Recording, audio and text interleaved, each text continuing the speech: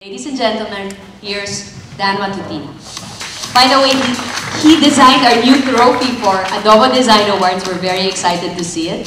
So when you see it, you know it's Dan Matutina, signature.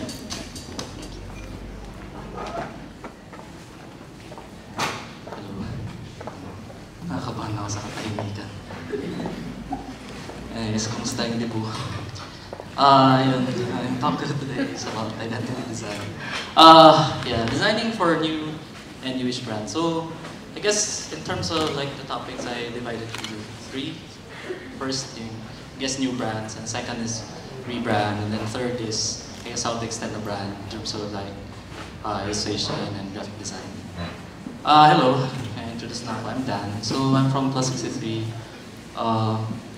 Only four of us in the studio. Ako lang guy, so medyo girl power sa office. Wala rin akong laban sa kanilang lahat. Every time, sila yung mas boss ko. So we're a design studio, but we do a lot of things. We travel together and have interns and sometimes do other projects for the country or design. And we meet with other design studios then all over, and sometimes give talks and exchange ideas. So, just like, I guess, interactive people. And for the talk today, it's about, I guess, branding. Generally, people just call it branding, although it could be brand or brand identity design, but I guess as a whole, in colloquial term is branding. But just for those who are not designers, I just wrote things. This one is from Jacob Cass.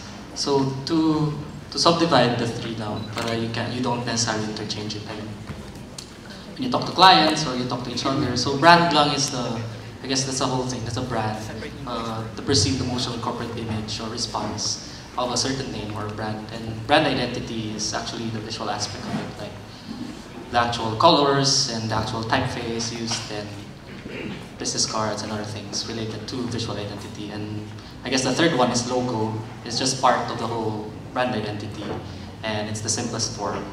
And yung mark siya, it could be the M of McDonald's or Jollibee, mukha ni Jollibee. And so wala lang, gusto ko lang i-present to kasi most of the time, you might encounter clients or even kasama niyo sa studio na hihingan ka ng gumawa ng iconic logo. Para lang siyang video na hihingan ka na gawa ka ng viral video. I mean, hindi ka sure kung eventually may iconic logo siya or maging viral video mo. But eventually, logos become iconic pag tuloy-tuloy siya ginagamit ng companies, and when companies don't necessarily change it all the time. And of course, there are ways on how to make your logo more memorable. I guess asking for a memorable logo is a bit more easier for a designer than asking him for an iconic design of a logo. And that said, designers always up to the challenge to create something memorable. So, tahimik. Anyway, so I decided to compile via Logo Lounge yung 2014 mga certain logos. I guess me personally, I look at trends so that alam ko ano yung i-avoid ng studio and not necessarily follow. And I guess it depends. It depends for the designer if you want to follow the trends or deviate from it. So just a quick through, it won't take long. So one is mono crest. I guess mono weight is very in for I think for the past 2 years. Ibig sabihin lang yung line niya same yung thickness, yung stroke ng lines, and this one is called a mono crest kasi mga crest sila but done in a mono line. And ito stacked like letters with no regard for hyphens. Personally, tuwang-tuwa ako dyan, although yung examples hindi sila masyadong maganda, no? But anyways, parang minsan wala silang pakialam if may readability, like yung apartment sa baba, yung consonant, yung syllables, dead ma lang, basta nice looking. And I guess nowadays, acceptable na siya. And handcrafted type. So, yung funny thing about this is they're handcrafted, but sometimes, well, a lot of times they're based on actual typeface. So, interesting lang din. I guess a new twist on using wordmark or logo type for logo. And dazzle, vanishing letter form pieces. I guess you see this nowadays sa mga fashion brands, nawawala yung mga ibang parts ng typeface. And most of the time, itong font yung gamit. Anong font to? Nakalimutan ko ng font to. But most of the time sa magazines, you see this one, typeface. And flat crystals, I guess, trying to create 3D and multiple facets, but very flat. And facets, no, nag-meet ng monoline, so dalawang trends nag-meet. Yan yung anak nila. Minari the two. So GWARs and flat transparent animals and Wi-Fi waves. And ito, mga hexagon. Usong-uso tong hexagon nowadays. Teki-teki, and of course ito, geography. So yung map, yung actual place in the logos. And pom-poms. Wala parang pom-poms. Lines overlapping each other. Weaving, well, self-explanatory siya. And word mark on big fat shapes, just state. So I guess yung thing with this one is, pag smaller application, di mo na mabasa yung low word mark. And transparent linkages, and motion lines. So eto na naman yung mono-weight lines, and eto at least may movement siya. So yun lang sila. I guess parang for trends, it's important to look at them lang, and I guess decide if you want to follow or create your own. And most of these things are available online. So yung trends, logo lounge, and if you want references on identity design branding, yung best website to go is branding under consideration/branding. Anyways, so for the meet of today is about the work we do. I guess most of the work in the studio, not necessarily me as an illustrator or a designer. So first one is new brands. For this particular case study, this is Back Alley Barbershop.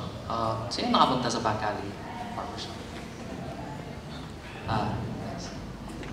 Nagpagupit kayo? Okay, yes, maganda. Okay, anyway, so Back Alley Barbershop is a barbershop na medyo high-end but old-fashioned. So when the client, si Arnold, approached the studio, he had this parang quote from Mohawk Matt of both barbers na old school but never old-fashioned. And I guess yung whole line na yan defined the design process and even the interiors and all the other materials for the barbershop. So mukhang trabaho yung dating nito, no? Pero we do this a lot, yung parang list down all the things that would define the barbershop. And so ito yung DNA, high quality service, unique service, modern classic, and gentleman. Interesting to, kasi before when we started, yung gentleman was something that they wanted to push. And then something happened dun sa construction ng building. Tapos nauna magbukas yung Philippine Sons. Tapos sila yung totoong gentleman. So medyo, hindi na sila gentleman. So yung, ano na lang nila, I guess parang, yung hashtag nila, better dude. So I guess, cooler, but not really gentleman. And I guess, in terms of like the brand, mas bagay sa Philippine Sons yung gentleman kasi they have a haberdashery. So nagtatay sila ng suits. So anyways, so after that, so in terms of like in ideation, we look for like in mga mood boards, and sa studio, we try our best. Actually, we don't really do yung mga existing work na parang pegs to look at it and refer. So most of our references are something unrelated to, I guess, to the work that we're doing. So ito, in terms of colors, we wanted to go for black and gold. So ito yung, I guess parang very manly siya, and ano din siya, social. So when we were developing the word mark, the monogram, I guess for this one, this was very easy in a way. So we presented one study. So ito lang siya, parang back alley ng BNA, and then a pair of scissors, and ito lang siya. So parang monogram of BNA na scissor. And we did a lot of, I guess, iteration for this, and so far, parang siya yung pinaka-closest to what we really wanted to do. And so, yun yung buong lock-up niya to Back Alley Barbershop. And apart from designing the logo, so we also designed yung whole visual identity, so like yung letterhead, yung stationery, and yung menu, and business cards, and coasters, and all the things that you can find inside the barbershop. And ito sila, but ito yung business card nila. And interesting din dito kasi for the client, medyo game siya kahit ano, so game siya gumastos sa business card na sobrang mahal. So kami naman, tuwan-tuwa naman kami. Sige, yay! So yun. We had this printed sa Singapore kasi dun siya based. And medyo mahal siya, pero worth it naman. So interesting din yung sa business card na to kasi maraming tao pupunta dun para humingi ng business card. Hindi naman lahat siguro napapagupit. But, yeah. And ito yung coasters, so we had custom leather coasters made. And yung menu, so what we did with the menu was, we created our own menu, custom menu. So what we did was, we glued GI sheet and wood together. So parang bakal siya. And then instead of magnets yung nag-hold sa buong menu. So this is how it worked. So we thought lang of trying, I guess, a different way on how to make a menu without buying something from the shelf, from National Bookstore. And so I think interiors niya, medyo maganda siya. In terms of interior, walang interior designer kasi si Arnold knew what he wanted, so we just helped him sort of curate the things that we can see inside. And hindi to yung barbero, yung guwapo sa left. Ano lang siya, nagpagupit. And then after that, we designed a gift check for them. So they asked us to make a gift check. Sabi ko, sige, gawin namin pero pwede bang iba?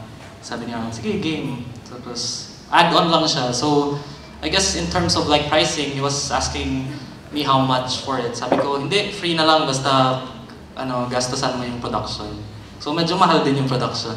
So this is what happens to the gift check. So once you buy the gift coin, you can pop it out, and then the coin stays with the barbershop, and the client keeps the card. So parang business card for you, and then sa shop nila, they have ito yung jar, tas all the coins are there. So parang interesting din siya for conversation, and at least you can track down the number of people who bought your GCs or you used your GCs. The second one is, the second case study is your local. May nakapunta ng your local. Okay, ayun. Sobrang hipster ng place. Anyways, yun lang. Yeah, so when we first met with yung client, yun, ito yung gusto lang sabihin. So parang place na saan mga cool people kakain, ganyan-ganyan. Ganyan. Ano lang, so your local, part ako ng your local kasi naging part owner ako kasi wala silang pambayad ng design. So, yun yung nangyari. So parang, magkano, sa mga mahal? O, gusto mo sumali na lang? Sige. Ayun, go to the shop. So parang ito sila, yan, nagbabike-bike na kids. Cool sila, ganyan yung outfit. And I guess, to visualize lang for the client na at least alam namin kung yung target market nila. And yung mga pumunta naman doon, mga ganito, minsan super young kids nga eh. Maraming pera. I guess, yun, so I guess shared space where people can eat together and stay together and pray the rosary. I mean, yun, nandun sila sa kakain-kain lang sila. And we try to create din yung how the tone and voice is. So for your local, we thought casual, smart, optimistic. So wala, hindi masyadong mega. I guess para siyang cool kid, ganun. And so before we started doing the design, we need to see the design of the interiors kasi kailangan swak yung interiors and yung identity design. So ito yung gusto nila, medyo walang kulay.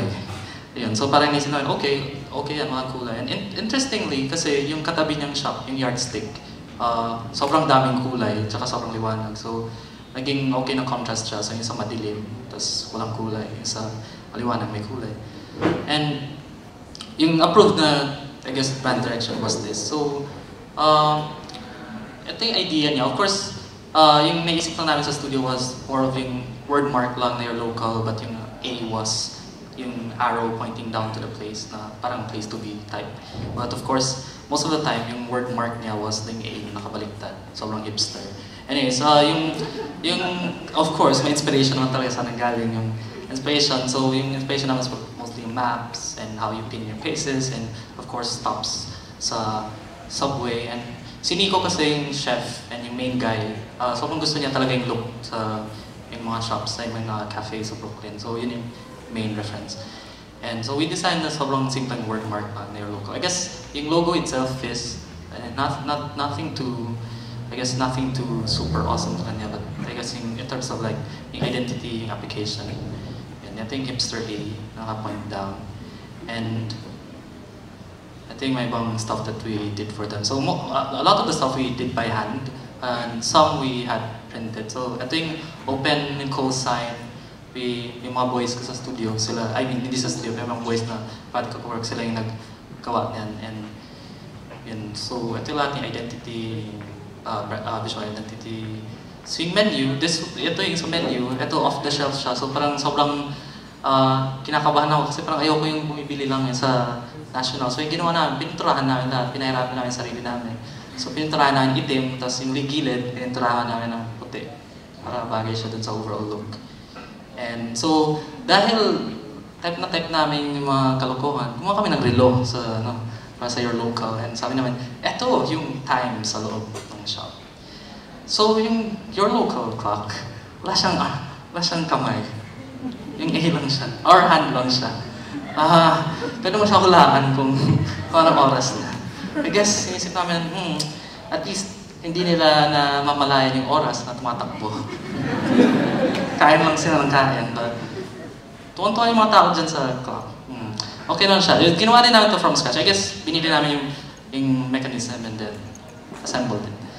So, ito yung mga open closed sign outside, and of course, yung translation of the inverted A to authorized personal only. And sa labas, yung operating hours. I guess, small details lang. So, what we did was, pag AM nasa taas yung AM, pag PM nasa baba yung PM. And wala namang makaka-notice nito, except designers lang. But yun, kami natutuwa lang our own, sarili namin ginawa. Woohoo! Good job, guys. That's so clever. And of course, yung application niya to other stuff. So ito, nakipag-collaborate sila Nico with yung gumagawa ng mga aprons sa Singapore. So yung A was incorporated there. So instead of yung reserved table, we made our own din, yung your table, wood siya na painted. You can write the name of the person reserved. And yung sa labas, wala, understated lang yung understated yung sign outside. Walang light. Para cool na cool. I guess the other side of it is for this one, we presented two studies. So the idea that didn't make it. So I just wanted to share this because for me, I also like the second study. And inspiration for this one was more of a local marketplace and handwriting, and we just wanted to play with yung yours and ours for your local, and yung slash somewhere there. So I think word mark niya, medyo handwritten lang siya na your local, and yung mark niya, yung icon niya was yung YL na parang slash.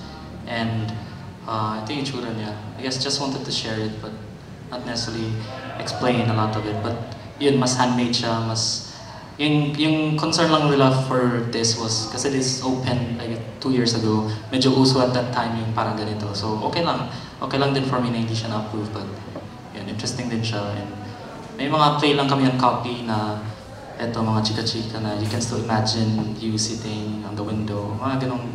Mahilig din kasi ako magsulat, although di ako magaling magsulat. So pinapasulat ko sa girlfriend ko na mas magaling magsulat. But yeah, mga arte-arte, ganyan. So yung third one is for Japan Foundation. So not all of our design work are parang minimalist, graphic designerly look, but sometimes it's defined by the whole project and what the client is. So this one was for a disaster preparedness program for Japan Foundation. So this was, we did this last year, November. The guy on the left is Nagata-san. He's, after yung mga Fukushima, yung nangyari sa Fukushima and before sa Kobe earthquake, sa Japan siya yung gumagawa ng mga education for disaster preparedness. And yung sa gitna si Ruti Korn, Thai siya, game designer siya. And sa right, ako yan. Hindi ba kamukha? For this one, yung pinanggalingan namin was more of characters, more than yung actual design ng logo. So we created different characters, and based on doon sa research, kasi we went to Cagayan, back and forth. Sendong, yung survivors ng Sendong kasi yung parang initial pilot for the project. So dahil mga Hapon sila, tuwang-tuwa sila sa mga sabaw na characters. Ako gusto ko yun eh, parang yeah, yung mga tires yung mga sabog and monkey na mga nag-drugs. Gusto nila, yeah, they like that. Pero hindi matayo masyadong type ng kids to. So, we created more, and I guess, mas more traditional looking cartoons. So, yung first type ko siya i-push kasi hindi sila kailangan mukhang lalaki or babae kasi at least mas gender neutral. But then eventually, we tried na ate yung monkey, tapos yung Tarsier yung little boy, and then kuya yung monkey, and Tarsier yung little girl. So ito yung approve. And I guess for this one, hindi lang client nag-approve, pati yung kids and yung volunteers. So medyo hindi siya one client, medyo marami kayong kausap. But it was part of the challenge. And so yun, sila si Mon and Tara. Medyo social yung name nila, although monkey and Tarsier lang yan. Wala na akong maisip eh. Sabi ko, Mon, Tara. Yes. Na social. So yan sila, si Mon and Tara. So si Mon, monkey lang siya na blue, and ito yung buong 360 niya. Si Tara, yung Tarsier na red, 360 din niya. And in terms of yung personality, inisip namin si Tara, parang siya parating praning. Pag tingnan niya siya, parang kinakabahan siya, marami siyang problema, hindi siyang kabahan, parang Tarsier, di ba? So yun. Kaya ayaw ko ng Tarsier. Anyways, yun sila, yun na-approve. Tapos eventually, ito yung na-approve na parang logo. I mean, if you look at it as a parang main brand logo, parang nothing too spectacular, but it connected with the kids and yung volunteer. And so we named the project Move Philippines. So kami din nag-name sa project. And so we created a lot of things for the games. I mean, for the disaster preparedness games. Ito yung mga bandanas that we used. So yung mga volunteers, they used the Mon, yung parang kuya bandana, and the kids used the Tara bandana. So ito yung mga games that we created with the kids. So 4 of the games were a localized version of the Japanese games, and 4 were created specifically for that. And ito, so ginawa din namin yung mga names ito, and yung parang liman logo, but yung illustration icons for them, Tell to Prepare, Connect Objects, Math That Matters, Red Race Race, Up Shake Evacuate, Cards of Course, Walk Don't Waddle, Be Wise Improvise. So I'll just show a couple of games para makita niyo lang how it works. So Cards of Course is a simple card game lang.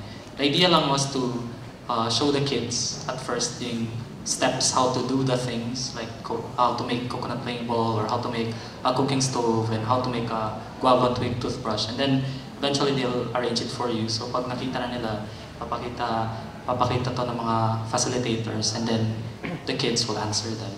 So parang ganun lang siya. So this one is how to make your own coconut leaf shelter. So after mangyaring bagyo or bumaha, paano ka makakagawa ng temporary shelter. And this project is going to be implemented here in Manila, but sobrang different yung situations kasi wala nang coconut leaf dito sa Manila, wala magagawa. Ayun, mas iba yung situations dito. So ito yung actual game, is how it happened. So it's very reliant on volunteers. Ito naman, Walk Don't Waddle. We created this parang binoculars. Yung idea kasi for this, when they were doing the interview, was parang ito yung sinasabi nila pag nasa baha daw. Of course, hindi ko pa na-experience, ayoko ma-experience na lumubog sa baha. But, I mean, parang hindi mo na makita yung periphery mo kasi masabang dilim, wala kang makita. So, ito yung tinatry i-simulate ng goggles. So, pag suot ng kids, they navigate through yung parang simulation ng baha, maraming dumi, maraming debris. Tapos they walk around it. And isa yung The Math That Matters. So, gumawa kami ng mascot na malaki ng Mon and Tara. And then, we asked the kids to carry them around. Parang ano lang, yung injured na tao, iikot-ikot. Anyway, so medyo nag-enjoy mga kids. Namatay na yung patay na yung unggoy na iniikot. So, papaulitin sila if mali yung gawin nila. Kasi, syempre, priority din na, I mean, of course, important to have fun, but okay din na dapat effective siya. And after they do all the 8 different games, parang there's a passport na sinastamp nila. So yung mga participants were both from private school and public school sa Cagayan. And they seemed to really enjoy it. Promise. So ito kami, actually 3 lang kayo pumunta doon, si Joe, Rax, and sa sobrang dami namin ginawa. We were working at I guess for 3 months, 4 months. So medyo yun yung full-time na ginawa namin that time. So, ito yung na-realize ko kasi si Joe and Rax, very young designers sila. So, sometimes, there were times na medyo na-adjit sila na may mga certain things na ipapapalit yung client kasi based dun sa sinabi ng mga kids. And, ayun, I always tell them na parang you have to see kung ano yung mas importante for the project, diba? If you want it to work, and syempre you have to listen to the kids, and kailangan nila kasi sila yung may na mag-participate. So I guess wala naman masyado nag-suffer sa quality niya, but yun lang, as designers, we should always know how to listen to, I guess, pwedeng sa client. Or next step is apply a new coat of paint. So rebrand, most yung examples in case studies here are rebrand. And rebrand is both hard and is hard kasi meron siyang yung brand before may sariling equity, and it's either isasama mo yung equity ng brand na yun or totally create something new. Ito yung for Harrison Communications. May taga Harrison ba dito? So Harrison, aDA agency siya. Doon ako nag-work before, after graduation. And ito yung logo nila nung nandun pa ako, nung umalis ako. Ito yung logo nila currently. So, ito yung logo na ginamit, na hindi ginamit yung logo na ginawa namin. So, so yung nangyari dito, Harrison, ano ba siya? Sobrang late na yata siya ngayon. Marami pa ba silang client? Na masyado. Pero malaki sila dati. Parang part ng Macan sila.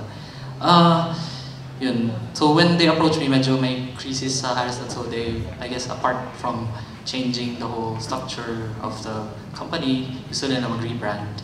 So tinawag na kami, Dan, tulungan mo naman kami. Oh my God. So yan. Okay, sige, wala akong choice. Gumawa kami ng editing design. Kasi parang, based dun sa brief, parang, yung thing that they wanted to do for Harrison was, I guess, very different. Parang not necessarily a traditional ad agency, but more of an agency that create products that can give to clients. So parang ito yung mga, I guess, mood boards and my inspiration. So going for that familiar, you have to discover, exploring new ways. So what we did was we created a logo mark na parang letter H, but arrow siya, parang wayfinder. So yun siya. So parang ito yung before at that time and after ito yung proposed logo namin. So, ano lang siya, parang arrow lang siya na H na you can print and recreate the patterns and yung sa business cards, and iisip namin parang yung arrow can point with wherever, kung, I mean, depende sa trip nila kung saan nila pa-point yung arrow, but yun yung mark niyan. Ito yung lock-up yung logo for Harrison. Yun lang siya. And then, nung nag-uusap pa kami, parang medyo big dream siya. Okay, so mag-office Singapore sa New York. So, sige, ba tayo ang itsura pag na-implement sa Singapore, New York, so other offices. And we also parang thought of how to communicate yung mga 5 principles, and instead of parang saying be brave, courage, or yung mga usual na nakikita mo sa mga pillars, or ano yung isip time was yung brave the dark, do the right thing, die trying, play together, destroy the box, and ito yung mga corresponding, I guess, visuals and illustrations for it. And also actually parang natapos na namin lahat yung application. Most of the time is black, that's red, and of course if kailangan may photo, mostly warm, in the warm side of color, and how to use the speech bubble for labels, and yun, a lot of other things. But then eventually they didn't use it, and medyo naiyak kami na hindi na. So anyways, pati yung PowerPoint presentation, pati yung how the website looked. But yun, I guess for us and for every designer, parang not every project is successful in a way that you wanted it to be. But of course, successful din naman siya kasi you get to finish a project, and at first, mga initial tao na nag-approve, liked it and approved it, but nagpalit yung mga tao inside it, so they totally scrapped what they did. Another case study is for Industria. So Industria is a furniture company. Do you go to Manila Fame? So yung bakal-bakal na mukhang nilalatero, parang na-cheapen yung Industria. But yung bakal sila na parang hammered sheet, yun yung Industria. And this was their previous logo or current logo. And yun, they just wanted, kasi sila Kenneth, I think sila Kenneth, tinutulong Kenneth Cabonpet, tinutulungan ng mga other furniture company with their branding and to how to, I guess, evolve their brand. So we worked with them on this. And the important part lang was to show the use of steel or metal, imperfection as an asset, created by hand, as my human touch. And I guess, yun, sa amin sa studio, we write all the things like how the tone would be. So ito, basahin ko na lang. Industria highlights the handmade quality of its furniture products, creating an icon for the man behind the metal. It is actively shaping metal, hammering, blending, and into interesting pieces inspired by experience, and a natural inclination to a quirky imagination. Working with metal, it represents the designer's tools for expression and imagination in creating pieces for the world. So, yun yung parang ganda ng copy, ng sarang maganda yung logo. So, for this, binase lang namin kasi mostly yung tools na ginagamit nila apart from welding and other things, hammer talaga. So, when we designed the identity, it was inspired by hammer and yun yung inconsistent, but not necessarily inconsistent, but yun yung itsura ng products nila. So we created a word mark for them, but most of the time, parang hindi naman na existing icon niya. So parang siya yung main na eye, pero hammer. And yung word mark niya was something like this. And they added the name edition kasi yung thing was, yung industriya, sobrang dami industriya. May industriya na production house and industriya na, basta sobrang dami industriya. And they wanted edition para mukhang limited edition yung dating. So just to show how yung iteration ng logo. Personally, yung parang mas masculine, yun yung gusto namin push before, mas matigas. But then, when they were showing it to people, they found it too masculine and they were trying to move away from being masculine. Kasi dati, parang yung bumibili lang yata sila puro guys lang. So parang, syempre, kailangan mas maraming bumili. So, it's a bit more approachable.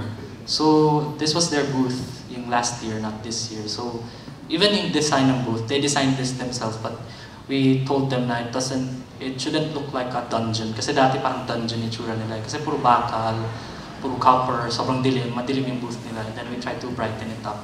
Medyo mas mid-century yung lighting and yung dating. So this is how their business card look. And inisip namin was to show the details like yung hammered metal at the other side and yung details on the other side. And part of yung interesting part here is part of the whole rebranding was inayos din nila yung office nila. They constructed a new office. Yung warehouse nila, pinalitan din nila. Hindi na mukhang warehouse, medyo nicer na siya. So parang pag na-refresh siya, yung buong, not just the identity, but the whole space and the whole brand talaga yung nagpalit yung itsura. And this is their catalog. Hindi pa natapos, ginagawa pa lang namin. So yung inisip na, we shot it differently. So yung shoot, kasama din namin. Ito outdoors, and parang indoors na may bahay. And the idea lang natin sa catalog was parang yung cover within a cover. So parang isang malaking cover siya, but then naka-zoom lang din sa actual product. So anyways, yung gusto namin name dati was Smith kasi cool lang, parang blacksmith, smithy, mamartilyo. But then sabi nila masyado daw hipster. Anyways, sabi na, ha? Smith? Approve! Tapos yung isang partner, ha? Smith, masyadong hipster. Okay, so wala. Isip kami uli ng bagong name for it. But yun, that's for Industria. And I guess lastly, this is more of when yung company rebrands, sometimes they get a designer or illustrator to extend the brand further. And this one is not necessarily Plus 63 work, but it's part of my work studio. So yung first one is, familiar kayo sa redesign ng Google, yung design language nila. So yung Google redesigned to, I guess, yung material design nila. Not necessarily not just about the visual design, but also pati yung interaction design and moving things and yung nag-move na stuff. And I think general look niya, medyo brighter colors and a lot of white space and shadows na hindi masyadong harsh.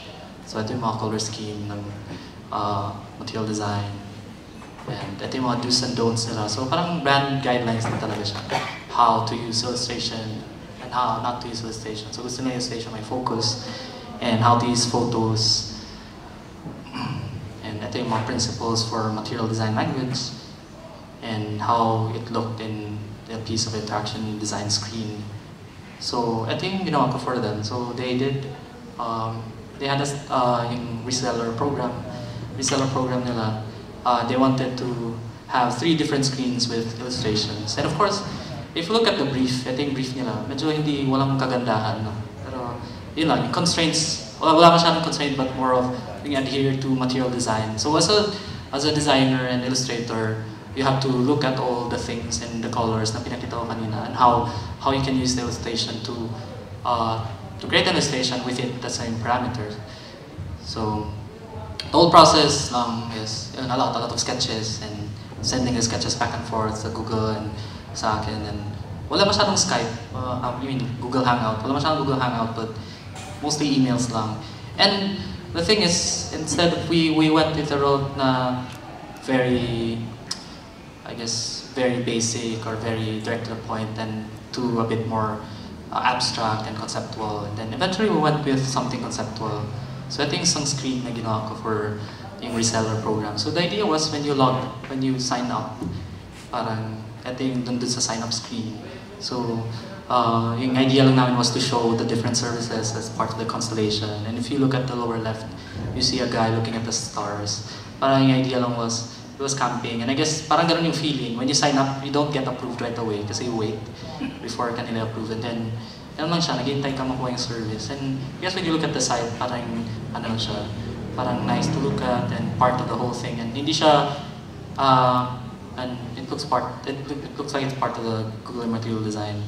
And then once you're signed up, ito yung screen, ito yung illustration dun sa screen na makikita mo. So, yung idea ng rocket launching, I guess, yung shuttle launching, it's both a success siya, but simula pa rin din siya. So parang gano'n yung idea. So when you sign up, successful ka kasi hindi naman lahat na accept, but then you start the whole parang reseller program side of things. And I think other illustration, the other screen, people looking at the stars, I guess, trying to track down yung mga guys na lumapad sa space. And ito yung isang actual screen for it. So, gusto mag-apply for reseller program. It's a case study for Airbnb. So, I'm sure alam niyo na lahat, nag-redesign yung Airbnb. Yung nag-design sa kanya, design studio yung pangalan. Ang ganda. Nakabase sila sa UK. So, nag-redesign sila. So, ito yung, I guess a lot of people, parang medyo nakita to na kung ano-ano edits or whatever for Airbnb. But ito yung apart, PG ba to? Sorry. Yun, apart from the actual change ng logo, may mga parang campaign din sila na parang for brand extension like illustration. And ito yun, yung sa create@airbnb.com. So what they did was they asked different designers and illustrators to create different illustrations for it. So ito yung sinend nila sa amin. Ang galing lang kasi para siyang kamukha ng logo na hindi. So they didn't really reveal the logo. Kasi I'm sure alam nila mag-leak if ever bigay nila. So ito yung working logo na ginawa na illustrations. But for this one, wala masyado namang restriction. They just told us na yan lang sa buong pelo na yan, nandun lahat ng illustrations na. So yung themes, sobrang open theme. So I thought na lang, okay, sige, lagyan ko ng Philippines. Kasi parating walang Philippines kung saan-saan. So mga ng jeepney and Mayon and Rizal Park and Vinta. And of course, I added things na about space and exploration, yung mga type kong things apart from yung pagka-Filipino. And yun lang sila. I mean, in terms of colors, may mga certain colors lang sila na nilimit din kami pag-gawang colors, but yung topic wala masyado. And then, so nung lumabas yung actual na logo, syempre maraming tao na parang yun nga, parang edits or kung ano-ano nakikita. So, the thing with this is, yung interesting sa Airbnb was, they stood their ground. Parang, not unlike other companies like yung isang school sa US na nung nagreklamo yung mga tao, change sila agad ng logo kasi hindi type ng mga tao.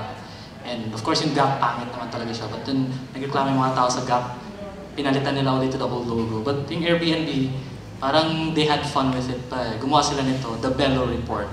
So yung Bello yung tawag nila sa mark nila. So parang ito yung chika na, last week we introduced Airbnb's new symbol, the Bello. The response around the world has been incredible. With an outpouring of creativity, the symbol has been interpreted and constructed in ways far beyond our wildest imagination. So parang they didn't give in to, I guess, yung mga BVs outside. So gumawa pa sila ng parang ito daw yung, dito kino-compare yung Bello. Animals, body parts, nose, chin, bleep. So parang may boobs daw or puwet or kakatawa, tapos food, pretzel, ganyan. So I guess yung isang important part, like what I said earlier, if you're either the client or you're the designer, sometimes okay din talaga nakakampi mo yung client mo kasi parang if maraming tao hindi type yung logo and if your client really liked it and if hindi mo na naman talaga ninakaw yung logo or kinopy yung logo, they will I guess defend the work. And for Airbnb, yun, I think it's a good example of a company standing its ground for a logo that they think best represent the company. And lastly, before I go, I like this thing quote from Michael Eisner, yung former CEO of Disney. Sabi niya, a brand is a living entity and it is enriched or undermined cumulatively over time, the product of 1,000 small gestures. So like what I said earlier, parang when you ask a designer to create a iconic logo, hindi niya magagawa yun kasi, or to create a certain brand or feel for your company. Hindi naman talaga task na designer yan, but it's the task of, I guess, the brand itself na kung kunwari gusto mong maging hipster, edi dapat yung brand itself parang mukhang pang hipster talaga. If you want it to be high-end, ganun talaga siya. And it takes time. It takes time for it to be recognized as such. And it's also important na not to change your logo a number of times para people are very familiar with it.